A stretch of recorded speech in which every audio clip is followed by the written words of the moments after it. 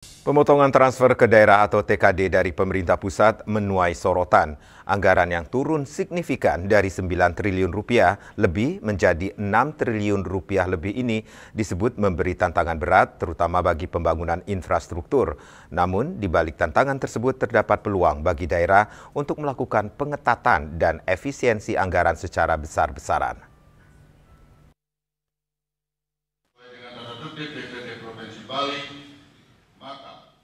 Penurunan alokasi transfer ke daerah dari pusat dinilai menciptakan tekanan fiskal yang nyata. Akademisi Profesor Iwayan Suartano menyebutkan penurunan ini memberikan dampak langsung khususnya pada pembiayaan proyek pembangunan seperti infrastruktur. Keterbatasan dana ini memaksa daerah untuk mengajukan usulan anggaran mendesak ke pusat dan bernegosiasi ulang, terutama bagi daerah dengan PAD kecil. Solusi berkelanjutan yang didorong adalah optimalisasi pendapatan asli daerah. Di Bali misalnya, daerah seperti Badung, Denpasar, dan Gianyar didorong mencari sumber PAD di luar pariwisata. Profesor Suartano menekankan BUMD harus bertransformasi dari sekedar cost center menjadi profit center yang mampu menggenjot pendapatan daerah. Selain itu, APBD yang sehat dan laporan audit WTP wajar tanpa pengecualian akan menjadi kunci bagi daerah untuk mendapatkan insentif dan kucuran dana yang lebih besar di luar pagu tahun 2026. Turunnya TKD, dana transfer ke daerah dari pusat, dulu 900 triliun lebih ya.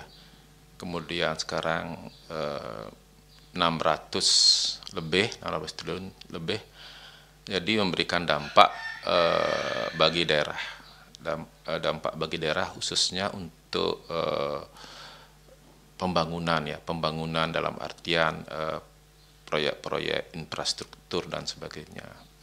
Tetapi di balik itu, TKD itu memberikan sebuah hikmah positif bagi daerah untuk mengelola anggaran secara disiplin dan efisien. Biaya-biaya yang tidak bernilai tambah itu seyogianya dikaji untuk dikurangi ya, atau kalau bisa dihilangkan. Pada dasarnya ini berat juga bagi daerah, sehingga daerah juga punya ide atau usulan untuk ke pusat, berdiskusi ke pusat tentang kebutuhan-kebutuhan mendesak yang harus dilakukan oleh daerah, dikucurkan oleh daerah, sehingga dengan demikian pemerintah daerah dapat menjalankan fungsinya secara optimal, khususnya dalam hal alokasi anggaran yang berkeadilan sesuai dengan kebutuhan.